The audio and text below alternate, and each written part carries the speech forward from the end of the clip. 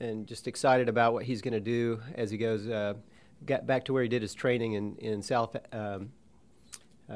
near Mobile, actually. And so anyway, he is going to talk about inflammatory bowel disease, but in the way he got here, it was by way of University of Georgia of Florida. And he was an outstanding baseball player. He's a catcher. And so he's got that sort of work ethic and everything, which I really appreciate. But also, if you Google his name, there's actually something that talks about some in the playoffs. They were actually in the finals while he was there in the national championship finals, and so they came in second that year. But he had some sort of, and I don't understand baseball. I guess you'd have to get Giles to explain it to us. But he did some home run that allowed them to win the big game and all that. So anyway, there's a lot about him that you learn, and he's kind of quiet.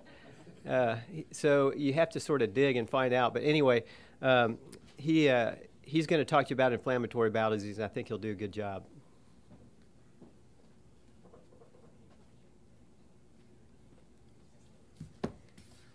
Thanks, Dr. Stanley, for that introduction. Yeah, so today we'll talk about some inflammatory bowel disease and different aspects thereof. And I have no disclosures. So we'll go over the history of the disease, kind of the pathobiology, and with some theories on what causes it. We'll quickly go over evaluation and diagnosis, and then medical management and surgical management, especially for us as we see these patients, whether they're in clinic, the ER, or in the wards, and then some of the future prospects as far as treatment for this disease. So as far as UC goes, surely humans have been affected by this before 1859, but the British physician Sir Samuel Wilkes first described it in one of his monographs. He was asked to examine a deceased young female who they thought either had dysentery or was poisoned, so they were trying to see if she was killed. He decided that was not the case, but he does describe what we would still see today on pathology reports of ulcerated mucosa end to end with sloughing of the mucosa, and here's where he uses the word ulceration. This is for the first time this is mentioned. There was interest in the disease in the early 1900s. Researchers started to see that not only was there a predisposition to cancer and polyps upon pathological examination, but also family members were more likely to be affected. Most of the early surgical therapy was kind of experimental. We wouldn't really do much of this today. Just therapeutic pneumoperitoneum, which is essentially kind of what you would do for a DPL today, but besides infusing and draining with fluids, you would just pump them full of air, let them rest for a little bit, and take it off, and you would repeat this daily. Working on the appendix as well as the vagotomy was also described, but we don't do that anymore. But some of the surgical interventions that they did, even way back when, we still do today, and they're pretty basic operations for what we perform. An ileostomy and colectomies were found to be curative even back then. The early medical therapy did not have the modern biologics or some of the older medications we still use. In fact, they would recommend eating small bowel of the pig, that was called organotherapy, or irrigating your small bowel with an electrolyte infusion with some kind of zinc or something or other in it, and then running an electrical current through your small bowel. So essentially your small bowel became like a battery, and they would try to treat you through that also. Thankfully, they've stopped all that. And also in around 1930, 1940, they started to see there might be some kind of psychiatric illness associated with this, especially with disease onset and severity with emotional trauma. In the 1950s, there started to be more clinical trials trying to see what medications could actually be effective on a regular basis for this disease. Corticosteroids were shown to improve the disease and decrease the mortality early on. Sulfasalazine was kind of discovered serendipitously by a Swedish doctor who was trying to treat the king at the time for his arthritis. And then in developing this medication, he noticed not only did it help with arthritis in these patients, but it also helped with their abdominal pain. In the 1960s, immunosuppressives came on board. This was the first, quote, designer drug that they had for this. It was originally supposed to be used for chemotherapy purposes. And eventually, 20 years down the road, the developers of this medication did receive the Nobel Prize in Medicine. The derivatives of 6-MP, azathioprine, was developed, and then the pouch was first described in the 1970s. Infliximab or Remicade, the first of the biologics of the anti-tumor necrosis factor alpha medications, was developed and first approved in the 1990s. It was not approved for IBD at this point. It was approved for arthritis, but its development continued. So Crohn's disease, this is kind of interesting also. So Burl Crohn, he gets the name for the disease.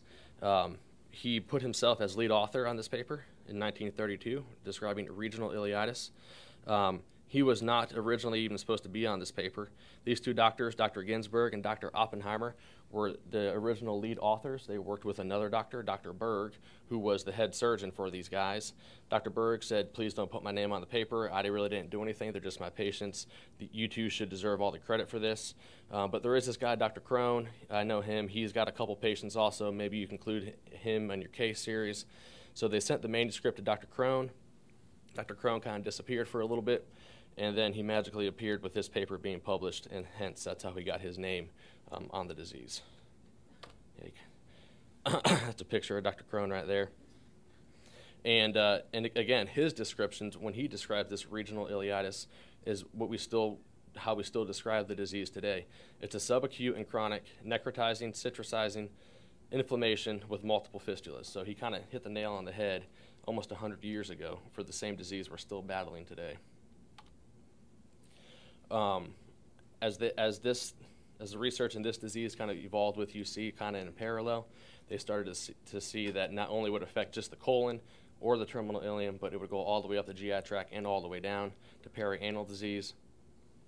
34th President, President Eisenhower, he kind of brought this to the national stage. In 1956, he was planning a trip to meet the Prime Minister of India. He developed severe abdominal pain and needed emergency surgery for a bowel obstruction. Of note, he was also a heavy smoker, so that's something else we'll talk about. The medications were similar and evolved similarly to UC. They started to notice that in the westernized countries, there was higher incidence and prevalence of the disease.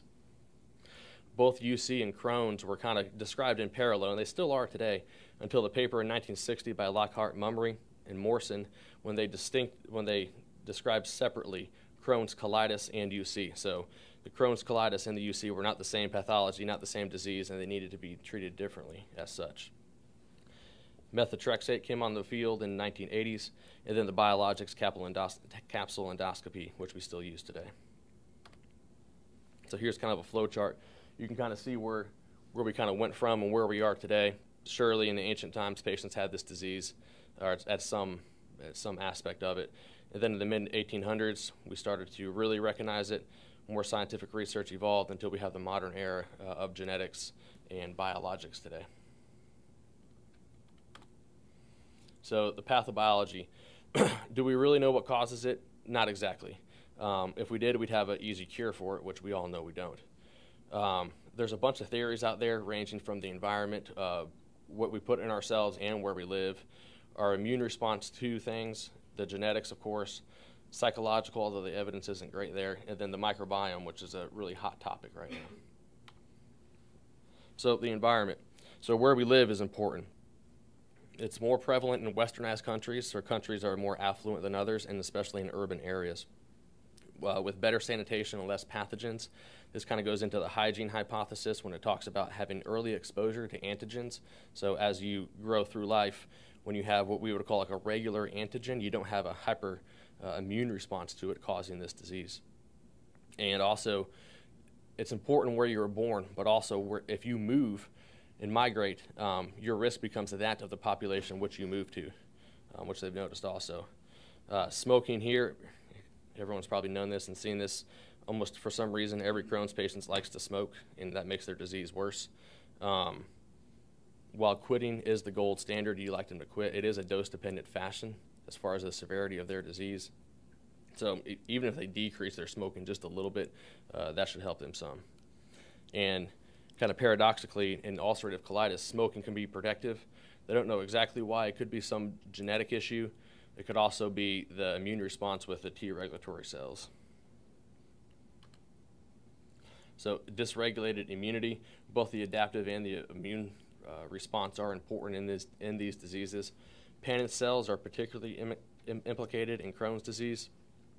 They secrete antimicrobial peptides, and of note, they are the highest concentration naturally of Paneth cells is in the terminal ileum, which is the most common site for Crohn's disease, and they seem to have a decrease there in Crohn's patients.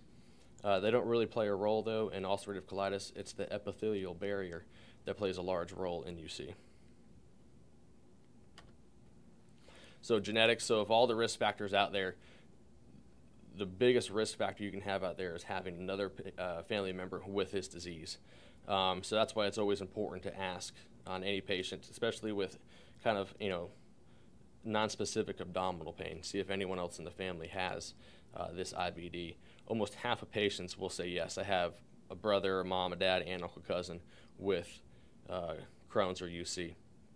And that can help you as a clinician because it can tell you about the age of onset, if it's younger, if it's older, the type of disease they have, the progression of the disease that they have also. The genetic factor is stronger in Crohn's than it is in UC, but it's strong in both.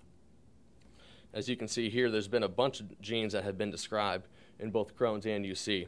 And the greatest majority of these, like the rest of this disease, is overlapping, which can make it difficult when dealing with these patients. There are a couple major genes, though, that are strongly associated with each. POUF51, or the LAM1 gene, is important in UC. That's the laminin gene right there.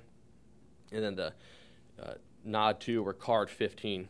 This is kind of the biggest one that I've seen out there that's researched the most. It is the strongest association between all the genetic links, and that's found in Crohn's disease. So the genetics, it's interesting because it's not just the diagnosis of the disease, but it can also help you and the patient as you counsel them and manage them throughout their life and being able to tell how their disease will act. There are some genes out there that will tell you if they will fail steroid treatment. They'll tell you if they actually respond to these newer biologics. Both of these, the tumor necrosis factor alpha and the IL-13 or 12-23 are targets of two of the biologics that we use quite commonly. Need for repeat surgery, so that'll help both the clinician and the patient. Whether the disease will be stenotic, fistulizing, or inflammatory. And then post-op pouchitis. You can kind of give the patient a better idea if and when you do a pouch on someone, mostly for UC, you can tell them about their likely post-operative course. Psychological, so like I said, they noticed that these patients would often have either emotional stress or an underlying psychological disorder at diagnosis early in the 1900s. As this research kind of evolved modernly, they haven't really found that good a link. Most of these psychological papers were based on surveys with very poor parameters, and it mostly was found to be anecdotal in nature. There is newer evidence, I think in the last year or two, where they found disease activity, not necessarily diagnosis, but disease activity, as well as the severity of the disease increases. And even newer, this really isn't in the surgical literature, but they talk about the brain-gut axis and how this affects disease. The microbiome. So the microbiome is really important. It's a really hot topic, especially in the colorectal literature right now. At the conference in Nashville a couple weeks ago, I think there was a talk every day about the microbiome. So they describe it as a second genetic code. While it's not really genes they're looking at, it's the microorganisms inside your gut, not just the type, but also the diversity of which and the balance that we maintain of that. And again, it's not just surgeons or GI doctors who care about this. Dermatologists, even dentists, it's been linked to. Autism, atherosclerosis, obesity, and diabetes all have been linked to the microbiome or an alteration thereof. The idea is that as we naturally populate our gut with these bacteria, our immune responses to these bacteria can be altered, and they can have a hyperinflammatory response causing the diseases. So, like I was saying, it's not just the bacteria we have.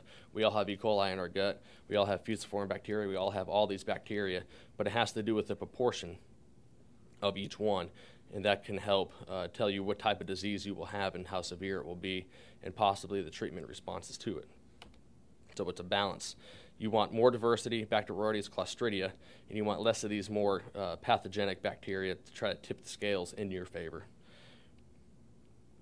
Where this will go, it's kind of hard to say right now. It's too early. And here's one of the first of many charts that when you see Crohn's and UC, they're always compared side by side. So what causes each one? Smoking and appendectomy are paradoxical. Everything else kind of runs in tandem as far as NSAIDs, pathogens, microbiome, family, immune system, adaptive immunity. They all kind of run in tandem as far as what causes the disease, and there's not one that really tips the scales one or the other. So when you're seeing these patients for the first time, it's a good idea to have a little bit of information on the topics. Ulcerative colitis, you can see the incidence and prevalence here, both of which are increasing. Unlike Crohn's disease, we don't operate on these patients as often, although we do quite often operate on them. But almost 3 out of 4 won't require a colectomy. They can get by on medical therapy. 1 in 10 will be able to stay in remission on medical treatment. But 1% of these, while they don't have surgery, have continuous active disease, so they're constantly suffering from their disease. And they both have extraintestinal manifestations. Crohn's disease, similar incidence, similar prevalence. There's 3 types of broad categories of Crohn's disease: inflammatory, stricturing, and penetrating or fistulizing. It is most commonly found in the small bowel, large bowel. Usually it's combined. Terminal, like the way Dr. Crohn described it, terminal ileitis is still what we see very often. Small bowel only, about 1/3 of patients. Large bowel only is even more rare. And peritoneal disease is even more rare than that, as an isolated disease anyway. While small bowel cancer is quite rare in this disease, there is a very large increase in small bowel cancer in Crohn's disease. So you got to kind of keep that in the back of your mind. And again, kind of the opposite numbers that we saw in UC, 3/4 of these patients will require surgery at some point during their life. So symptoms, this kind of generic abdominal symptoms will come in with diarrhea, bloody bowel movements, tenesmus, frequency, urgency, anorexia. They'll be malnourished. They can have fevers, malaise, anemia, poor sleep, fistulas, obstruction. And this is a spectrum from our book that talks about kind of where we are. Try to see where on the spectrum the patient falls to try to help your diagnosis with what they have here. And you always want to rule out these other types of colitis before going through one of the inflammatory ones. So how do you know who's sick and who's not with these patients? Who needs an operation? Who needs to be in-house? Who can you manage outpatient? Well, thankfully, we don't usually manage the mild ones. They don't need surgery. They can get by with medical therapy for the most part. And usually the GI doctors or their primary care doctors will help them with that. But when they do come to see you, what are kind of the main points you want to hit to see just how sick they are? This is a chart by True Love and Witz. It was first described in 1955. It's been modified since. But the highlights of it is you want to know how many bowel movements are they having a day? Are they having blood in their stool? What's their temperature and their pulse, so basic vital signs. Some basic labs. How anemic are they? Their inflammatory condition. Abdominal x-rays.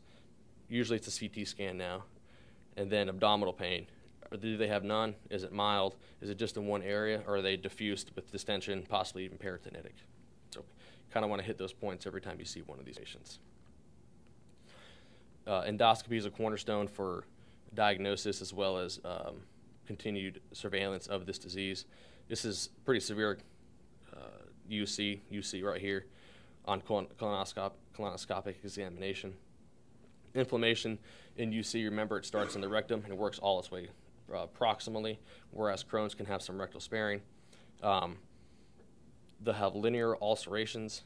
This is the lead pipe foreshortened colon you'll see. And the biopsies will show inflamed lamina propria and distorted crypts. Whereas Crohn's disease, you can obviously juxtapose these two and see the difference. They'll have skip lesions, so there'll be areas of inflammation with relatively healthy mucosa in between. They can have rectal sparing. It's important to get a good perianal disease when you're looking at these patients, so when you're inserting the scope. They'll have cobblestoning, which is what you see here, and they can have, both diseases can have stricturing, more so though with Crohn's. Again, side-by-side chart comparing the two. just to see how similar, and at this point they're a little bit different, so that you can kind of differentiate a little bit when you see these patients. So ulcerative colitis, remember, it's always common on the left more so than the right. Crohn's more so on the right than the left. UC will be diffuse without skip lesions. Crohn's disease, you'll have some skip lesions. The ulcers are different. Pseudopolyps is more pathognomonic of UC. Fistula, remember, is Crohn's disease. That's a pretty easy one. Fat wrapping, again, Crohn's disease. And then strictures, again, Crohn's disease. Further diagnostic evaluation, these patients will either come to you with, or you'll have to order small bowel follow-through, looking for strictures, MR and CT enterography. This can help see strictures higher up in the small bowel, as well as evaluate the entire colon, not just from the inside like you do with a colonoscopy, but also from the outside. There is a movement towards MR enterography now due to the fact that most of these patients get serial CT scans throughout their life because it's a waxing and waning disease. There are a couple serologic markers we can get on these patients. The ASCA and the PANCA are the big ones. This is not a screening test. You don't get this on someone with abdominal pain to see what they have, if it's UC or if it's Crohn's. You only get it when it's a little bit hard to tell the difference. PANCA is the UC antibody, and the ASCA is the Crohn's disease. But as you can see, look at these percentages. Neither one is even close to 100%. But it's just a little extra information when you're dealing with these patients. The white blood cell count and ESR-CRP are good to help monitor disease. The trajectory, as well as the peaks, can help you tell when their acute exacerbations are and if they're getting better or getting worse. Fecal calpernectin is another one. It measures the mucosal macrophage activity. And when you combine all these inflammatory markers together, remember, this is an inflammatory disease, it can help you follow the disease. Prometheus panel is a genetic panel. It measures all of these as well as some genetic abnormalities. It's helpful in ruling out IBD, so when it's a really tough workup. And then always with all these patients, you want to make sure you rule out infectious causes. So sending stool for cultures, over parasites, all that stuff is important to do. So the risk of colorectal cancer is very real, especially in UC. 0.5% to 1% risk of cancer per year after their first 10 years of disease. Most of these patients get diagnosed at a relatively young age, so this is a really significant number. You want to start surveilling them between 8 and 10 years after they have the disease.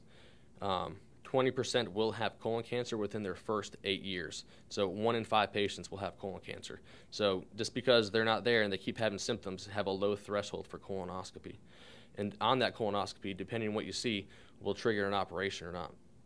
Low-grade dysplasia, or DMALS, was what they used to be called. They have almost a 1 in 3 risk of cancer, and if you let them sit for 5 years, greater than 50% of these will turn into cancer. So low threshold to operate on these patients and especially counsel them on their cancer risks. Other risk factors that can trigger early onset of neoplasia include a young age of diagnosis, relatively severe disease, and then a family history of colorectal cancer and primary sclerosing cholangitis. This PSC kind of says that it's a pretty bad UC patient. It also increases the risk of pouchitis postoperatively. So medical management, usually we don't trigger this, we don't start this, someone else does, but they come to us on these medicines.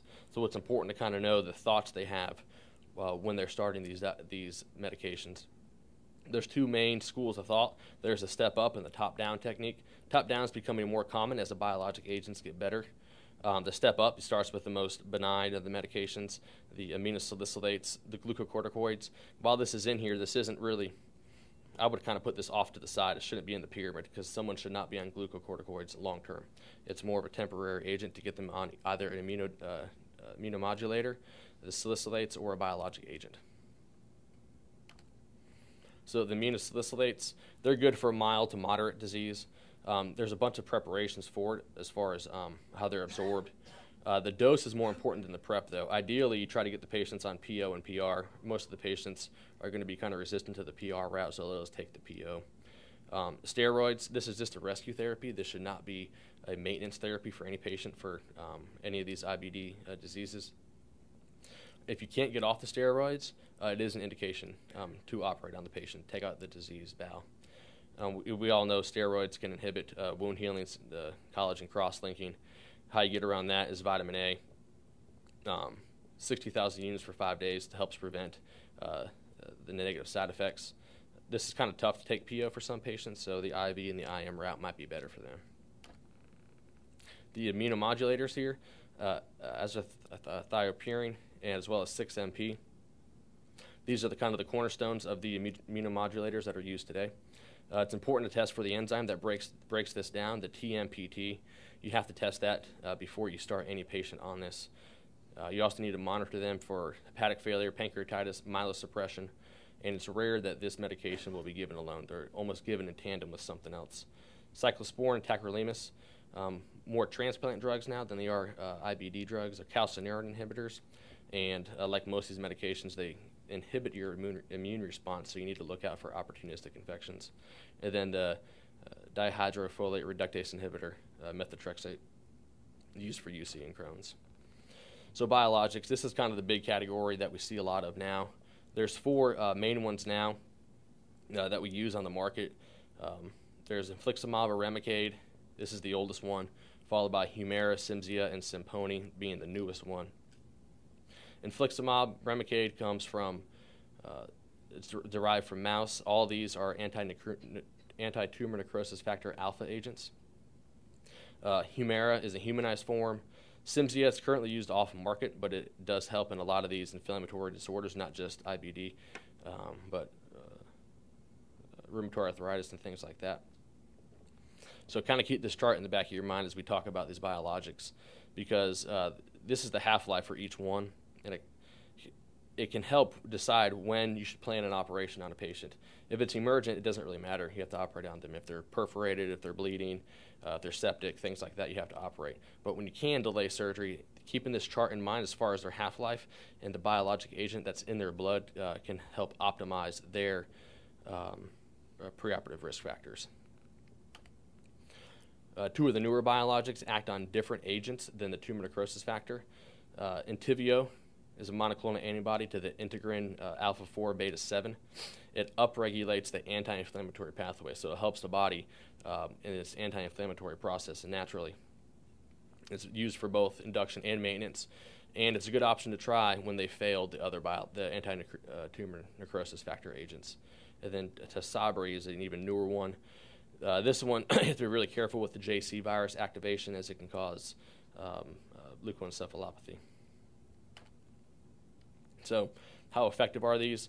While we'd like to think they're 100% effective, when we see a patient with either Crohn's or UC, just tell them, go get some Remicade going, or go get some Humira going. It'll cure your disease. It'll save you from a big operation and getting sick. But the numbers just aren't there. About 2/3 of Remicade patients will respond to induction.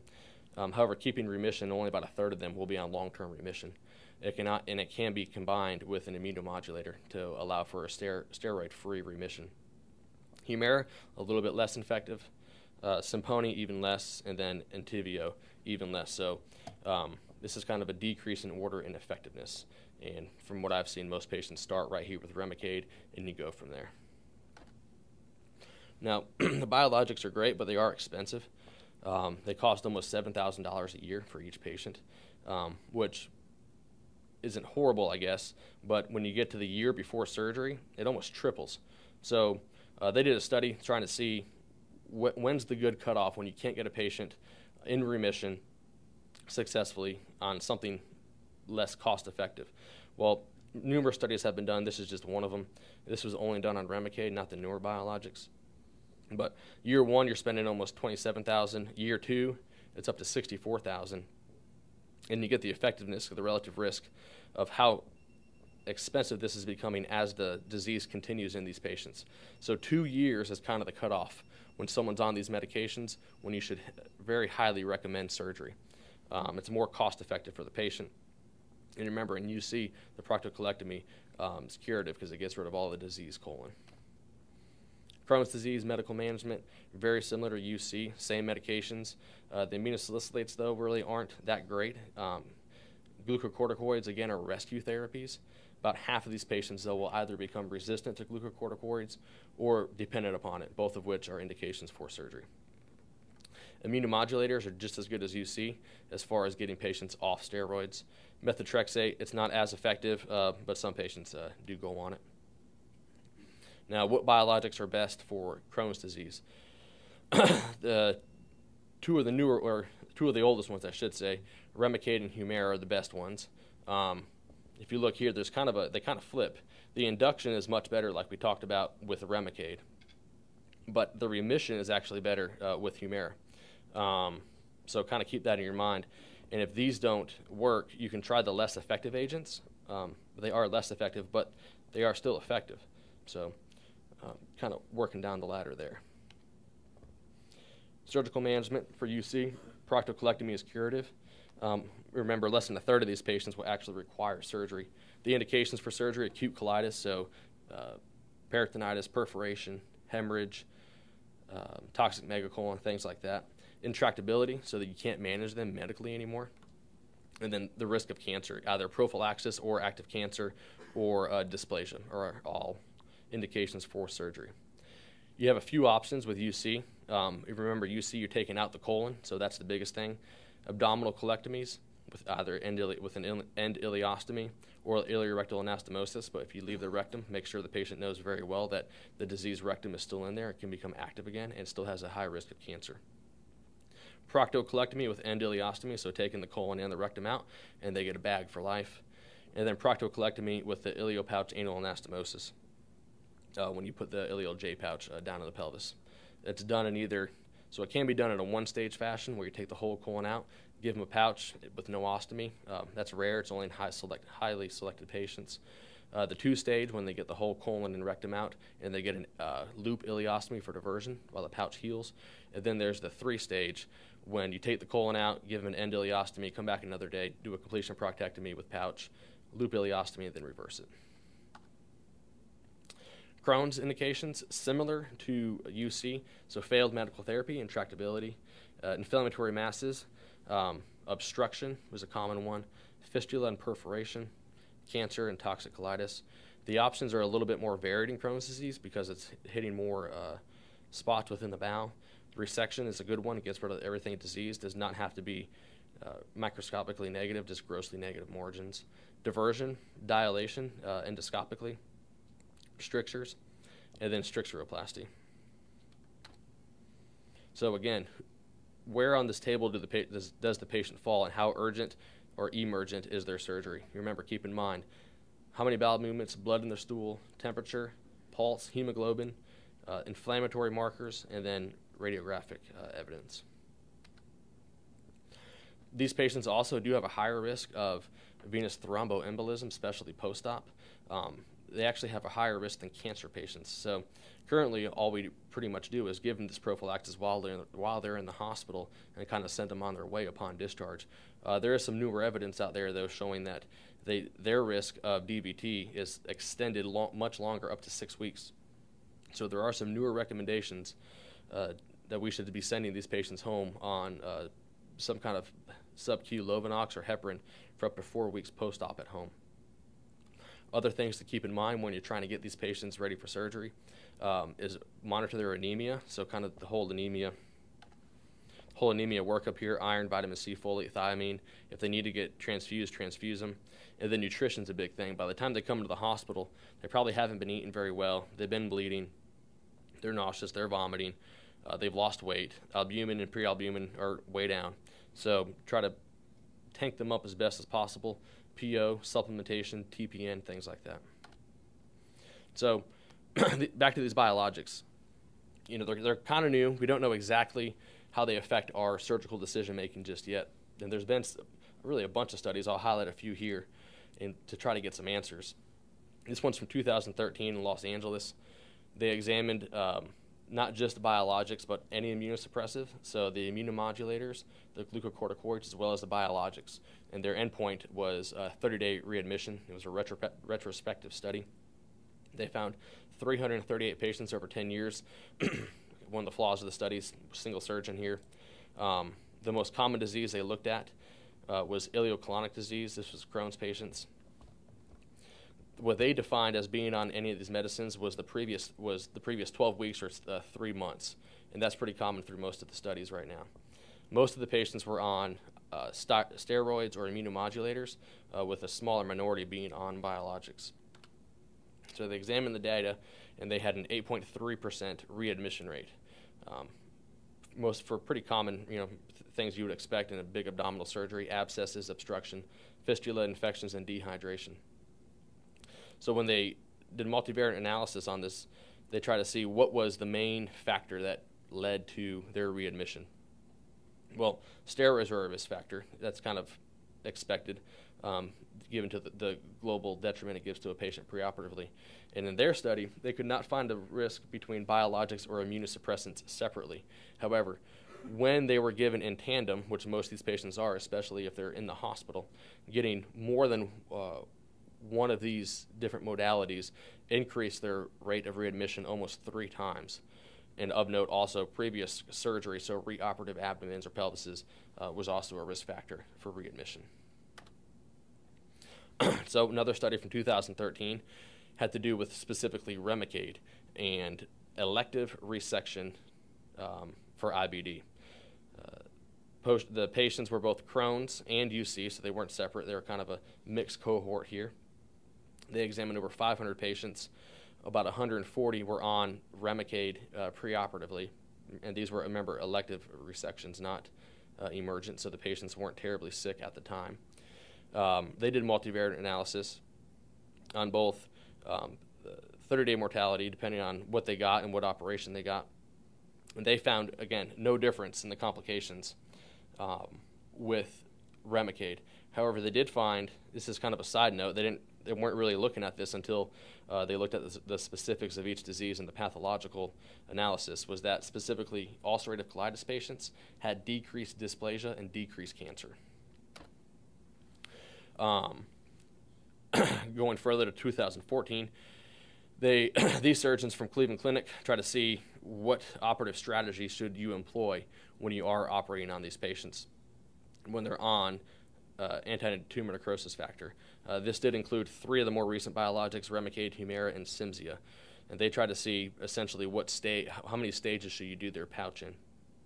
These were non-emergent, non-neoplastic cases, and they compared septic complications at both 30 days and 1 year.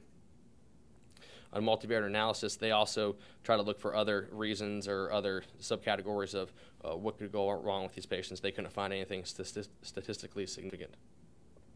However, they did see an increased rate in pelvic sepsis in patients who underwent pouch during their initial surgery. So whether it was a 1 or a 2 stage, most of these patients were a 2 stage. So they got the proctocolectomy with the pouch, with the diversion, and then an ileostomy takedown. Those are the patients who had higher risk of pelvic sepsis. So they recommend that you should consider a 3-stage approach on all patients that are on the anti-tumor necrosis factor patients. And so group from New York and Europe tried to do a large meta-analysis to try to tie all this data together. Upon patient selection and study selection, they narrowed it down to 21 studies. Almost every single one was retrospective. And the studies themselves individually, most of them concluded that there was not an association between immunosuppressive agents and postoperative complications. But on meta-analysis, taking all patients, it was almost 7,000 patients. They showed that if you're on one of the biologics and corticosteroids, you had an increased risk of infectious complications. But they still talked about how weak the literature is still at this point with what we should be doing with these biologics. Some of the common themes they saw when they looked at hundreds of studies at first that narrowed it down, but most of them are underpowered. They're not randomized. They're not matched. They almost certainly aren't blinded. Most of them aren't multi-institutional. And the time to study to the last dose of biologic was not consistent among studies either. Some would say 4 weeks, some would say 12 weeks, and everywhere in between. So this is actually from last month's DCNR. Surgeon out of Rochester proposed her group's management algorithm on these biologics. And she kind of breaks them down into 3 main categories: low risk, moderate risk, and high risk. The risk factors they looked at were young age at diagnosis, if they had penetrating disease, and this is Crohn's, by the way, not UC, and then less than 3 years from previous surgery. So depending on how many risk factors they had, they would fall into the different algorithm here. If they're low or moderate risk, so they have 0 to only 2 of these high-risk features, ideally you want to wait at least 4 weeks for Remicade, 4 to 8 weeks for Entyvio, and another one, Stelara, wait 4 weeks. Post-operatively, you don't need to do anything on them. But in the high-risk patients, so they had more than 2 of these risk factors, so it's pretty obvious when they're high risk, they're pretty sick. Again, ideally you want to wait about a month or so before you operate on them to allow the biologics to get out of the system. And then when you have to resume them post-operatively, you want to try to wait about a month before you give them a second dose to allow for optimal healing. And then a surgeon out of LA wrote a response to this suggestion, and he's continued to, and this is last month, he continues to state inconsistent findings among the research that we have in biologics. They're all retrospective designs, they're all single institutions. The variable duration of the biologics is always a mix between all the studies. The disease severities, it's hard to control for that. And also it's hard to control for the medications they're on because you can't withhold treatment on someone, obviously. You want to try to make them feel better, so it's kind of hard on an emergent patient to do that. They all had mixed cohorts, so they would combine Crohn's and UC and the different severities thereof. And the treatments are almost invariably overlapping. So they're on biologics, but they're also on corticosteroids, or they're on biologics, but they're also on immunomodulators. And then they'll often be switching biologics also. So a couple other newer ideas from our literature with as far as surgical approaches to these patients. So most of these patients who come in with toxic megacolon or severe colitis, you try to medically optimize them as much as possible, steroids, biologics, things like that. And then if they fail, we take their colon out. So this group out of LA said, well, let's see if there's something less morbid we can do to get them through their acute illness and try to optimize them nutritionally, get their anemia up, get them off their biologics, get them off their corticosteroids, things like that. So they proposed using a single incision laparoscopic loop ileostomy while they're in the hospital to wean them off their medications, get them to the outpatient setting, and then perform their colectomy or not perform their colectomy and just reverse their ileostomy. The surgeon in LA looked at 33 patients over a 3-year period. He would just make one skin incision in the right lower quadrant, get into the abdomen and place a single site gel port in there and perform his loop ileostomy through this. Operative times were less than an hour. The primary aim of the study was to avoid the emergent colectomy, and over 90% of the time he was successful in that, both Crohn's patients and UC patients. He also did some secondary analysis on these patients in the outpatient setting, and he found that almost 90% of all these patients were also able to get off their steroids. They were able to improve their PO intake, improve their nutritional status, and then allow for a definitive colon salvage or pouch procedure. The other slightly newer school of thought, this is from last month's also, retrospective design out of Cleveland Clinic. Besides doing the laparoscopic approach, which can take hours upon hours, they tried to find a easier, better way that also had decreased morbidity of the operation. They try to do this through what they called a modified Phanestoel approach. So you do the standard Phanestoel incision. You raise flaps to the umbilicus and the pubis as well as ASIS bilaterally, incise the fascia vertically, and perform your total abdominal colectomy with pouch through this incision. Upon analysis of this, they didn't try to fudge the numbers here. They said, really the only patients that are candidates for this are lower BMI patients, so relatively thin patients. They were younger patients, and they were usually female. And also, they did find a shorter operative time in the Phanestoel approach, about 2 hours quicker. There was no difference in pouch function, complications, infectious complications. They did find, though, that the hernias, there were no hernias in the Phanestoel, but there were actually 3 hernias in the laparoscopic approach. But quality of life, length of stay, transfusion, nutritional status, everything else was the same.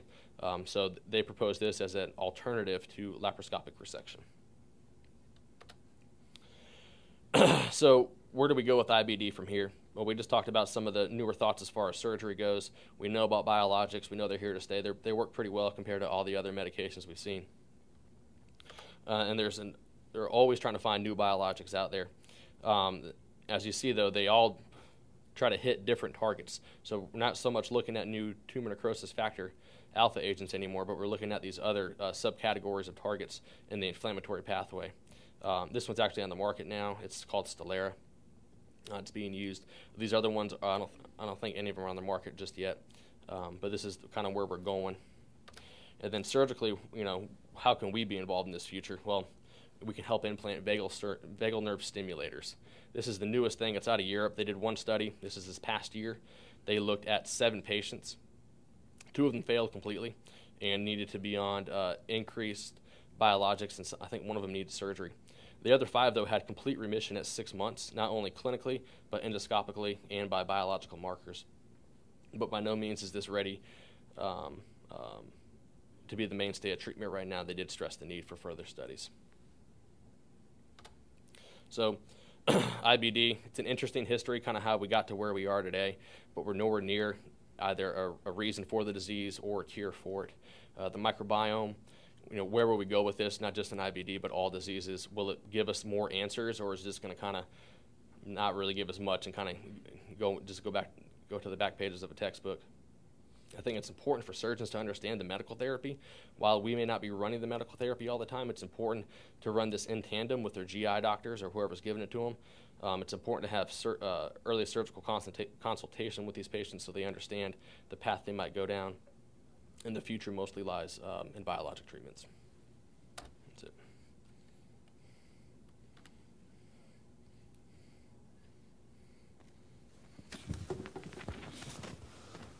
Questions, comments? I guess I would start with, can a regular doctor treat inflammatory bowel disease anymore with all this information that we have? I mean, does everybody with inflammatory bowel disease need a genome study with all of these genes evaluated? Not necessarily. They don't all need genetic workups. Seeing the GI doctor early is really important, so that you can get endoscopy done early. Look for what disease you have. Is there any dysplasia? Are there any other polyps going on? Things like that. And then sometimes the disease is cut and dry. You just treat them and go from there. Okay. So a primary care doctor, internist, family practitioner, general surgeon could be involved in the treatment. They absolutely could. Mm-hmm. Yeah. Okay. All right. Dr. Giles, you want to? That was great, Greg. My question would revolve around what I have to do, which is general surgery and most other ones in here as well. So we see the patient consulted for a bowel obstruction. The CT shows this inflammatory ileitis, and they've got this obstructive picture. First time, never had an operation, never been diagnosed formally. What's the right answer for those patients? Is it to put them on steroids and try to get them through that early period, or is it to operate on them early and get a diagnosis? Yeah, I think it's good to get a diagnosis up front if you can. If they're completely blocked off, obviously you have to operate. But I think giving them a course of steroids and getting to a GI doctor to get on either a biologic for induction therapy, I think it's a good idea to get them on that road if possible. So you think surgery first and then do that, or you give them a trial of medical therapy and see if they get better? If they can tolerate, give them a trial first. How about the patient who's previously had a resection who comes in with a recurrence? That's where it gets That's where tricky, it's tough. obviously. Yeah, so you have to kind of correlate, or you have to kind of work with the GI doctor and the patient also. I think for the most part, if they've tried the biologics, they can try a different biologic if that doesn't work. But a lot of the times, though, they may or may not get a second response to the biologic, depending on how sick they are, if they're losing weight, if they're malnourished. Sometimes just getting the bowel out of there to help them get through the tough episode is good. Dr. Stanley? Yeah, that was great. Thank you for doing that. A couple questions. One of them is you mentioned about cost effectiveness on biologics. Does that go with Crohn's also, or was that pretty much just with UC? So that specific study that I showed was UC. There are newer studies that kind of examine even the newer biologics on both IBD and Crohn's, and the 2-year cutoff is kind of consistent throughout all the literature as far as being able to get them in remission and get them off onto less expensive medications. 2 years is kind of the cutoff. Also, do you have any sort of criteria you use regarding TPN? Somebody who's had Crohn's is just wasting away on who you would do an anastomosis versus a stoma, and sort of when you use TPN? Yeah, sure. So recent weight loss, so if they lost 10% of their weight, you most certainly don't want to do an anastomosis. Albumin's less than 3, which will also often correlate with a prealbumin less than 15. All those things, I would have at least for me, I would err towards diverting these patients or giving them ostomies as opposed to primary anastomosis with nothing. I had a question about the usual oral question for a general surgery resident. Is they do a laparoscopic surgery for a possible appendectomy, and you see fat wrapping and Crohn's. When would you not remove the appendix in right lower quadrant pain patient? So it has to do with if the inflammation is involved in the base of the appendix, you're going to leave it. If the base of the appendix is fine, you can take it off. But always take out the appendix, even if you think the symptoms are secondary to Crohn's, right? If the base of the appendix is not involved. Yeah, okay.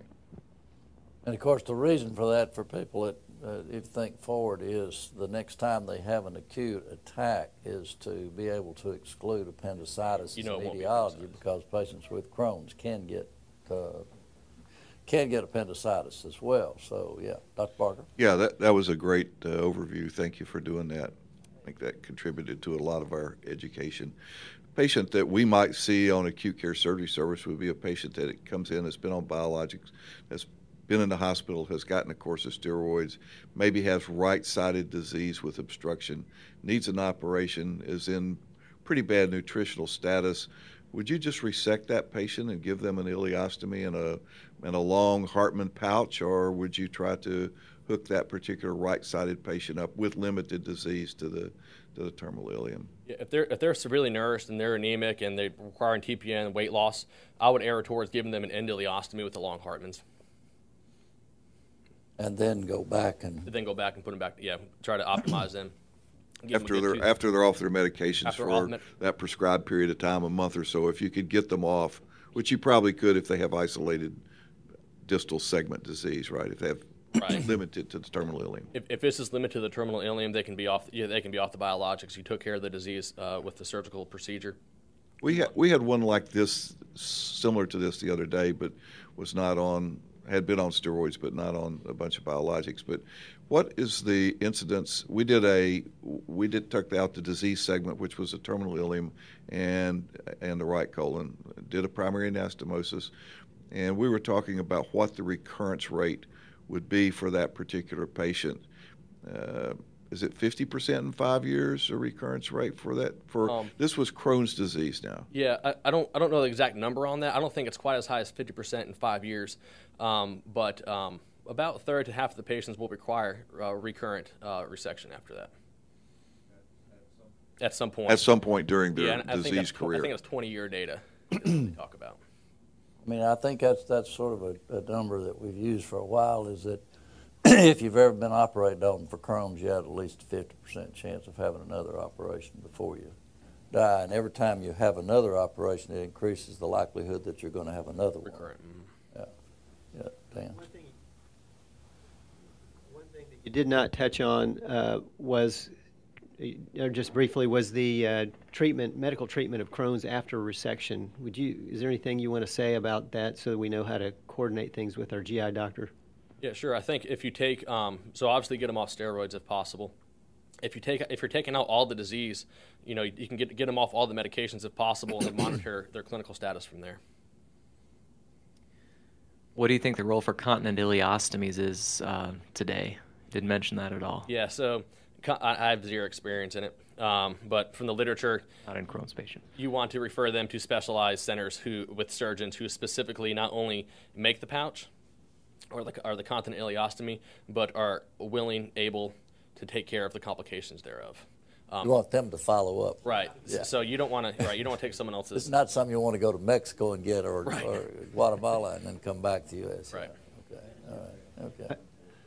All right, yeah, Dan. Just one comment about the fall. I think one thing, sort of what you were talking about as far as treatment after surgery is sort of some of the older, that I think it's a little more complicated now because there's some people that have, for instance, they have patterns of higher recurrence rates. Well, they will be on, after surgery, they'll go right back on their biologics. And so there is some improvement even if you're on 5-ASA. It's a little bit better if you're on immunosuppressants, and it's even better if you're on a biologic. So depending upon what is perceived as their risk for recurrence, most people are going back on something, afterwards. With the various complications that you have, particularly with Crohn's, let's take Crohn's at first. Fistulas, relative indication for you. You got a fistula in the right lower quadrant. Nobody knew you had anything till now. You've been having abdominal pain off and on. Does that patient absolutely need an operation, or can they be treated medically? So you can give them a trial biologic to see if it'll heal.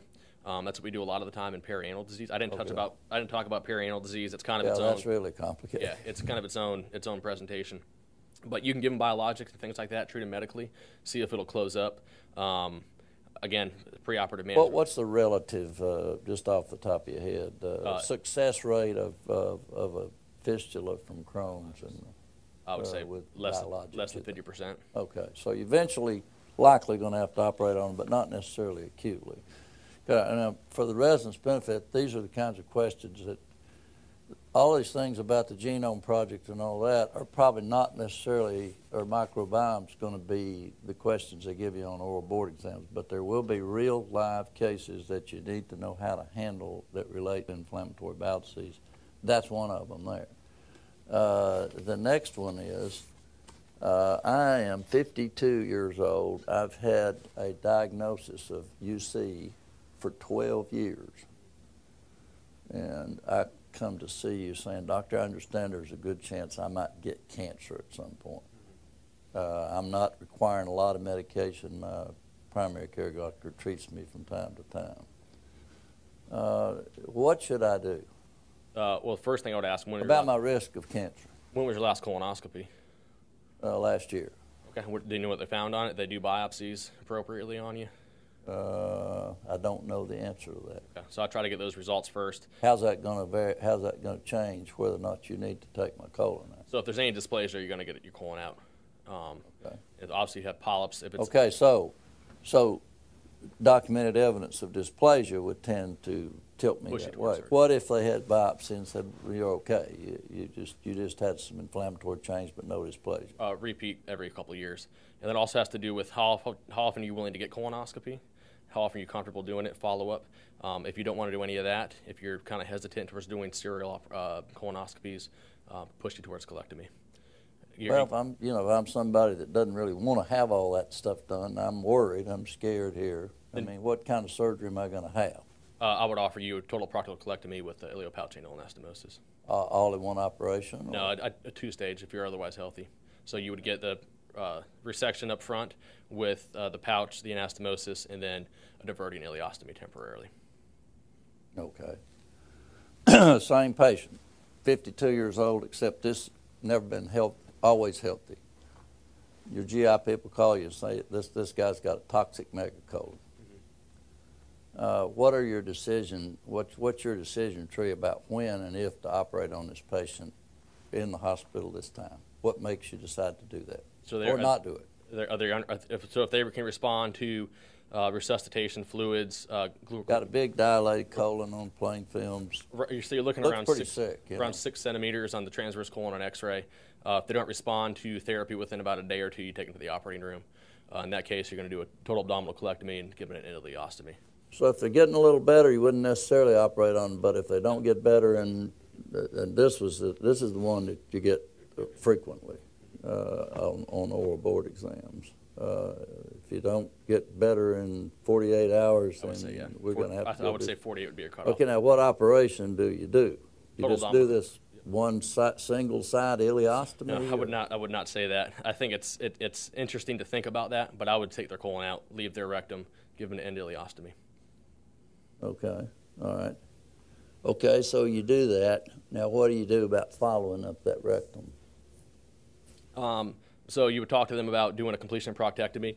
and giving them a pouch down the road. Otherwise, they're going to need serial surveillance of that rectum. You know, it said, like, I'm 52. I'm worried about sexual function and everything else. I mean, I really need my rectum out. Yeah, I would. I would push them towards that. Okay. We all in agreement about that? I wouldn't push them real hard. I think if they're not having much drainage and you can follow it, I wouldn't push them. Not trying to put you on the pot, Greg, because this is a, you know, I think as long as you're aware that they might get rectal cancer there. Dr. Moore and I have a common friend that's exactly what happened. Is I presented my patient to you, and he ended up 20-something years, 6 years later, with rectal cancer. So, just wondering. You what now? It was a toxic megacolon, and I can't tell you about dysplasia, but I mean, he was sick.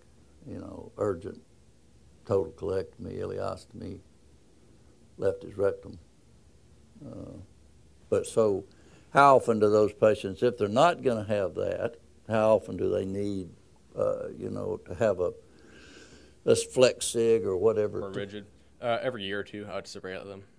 Okay, all right, and with biopsies. Okay. Well, those are some of the things. Let's see now. One of the other things you said that was really interesting to me is that 1 in 5 in the first 8 years will have surgery. We'll have cancer. Will have cancer. Mm-hmm. In UC or? UC, in a UC patient. So that's why. But that's in the first 8 years of diagnosis, right, or the first 8 years after 10 years? First 8 years after diagnosis. Okay, that seems higher than what I thought. Is that? I think that's new. That's kind of a new idea. And, you know, because that make you think about being a lot more aggressive about surgery. It seems to me, if you're talking about it. Are you sure it wasn't 20% of the cancers are diagnosed within that time period? That's what it. Oh yeah, that's what it was. Yeah, that's what it was. Yeah. Okay. Yeah, it's not all. That's why I was thinking. So one out of 5 patients doesn't have it. It's that 1 out of 5 patients. Cancer patients, 1 out of 5 are within that time period. Oh, okay. All right, gotcha. And I think a lot of that is a lot of people will go quite a while, probably with the diagnosis, that don't know they have it. Mm-hmm. And we've actually had a couple of young folks just this year that had cancer that we just didn't suspect, 20-year-olds. Right, yeah. Well, I mean, there have been a couple of articles, even in the lay press about increased incidence of colorectal cancer in younger patients. And I mean, I think we've all seen that. I mean, or at least know about it. So it certainly is something to be aware of. I wonder how many of those people had undiagnosed inflammatory bowel disease. Other questions or comments? I had one quick question. The patient that you've resected that has been on steroids, do you put those folks on post-op vitamin A? You said you give it to them several days for a planned operation. Yeah, post-operatively. Pre-operatively. Post-operatively, is there any efficacy in placing that patient on? I'm not sure what the data says about post-operatively. Is that what you would do if they've been on steroids? You try to start them pre-op on it. But if it's an emergency operation, we don't know. Yeah, we don't know. All right, I didn't think so. Not that I'm aware of, anyway. Well, like others have said, Greg, that was an excellent presentation, and we have really enjoyed having you here this year and wish you well in the future, and you're always welcome back. Thank you very much. Appreciate it. Thank you.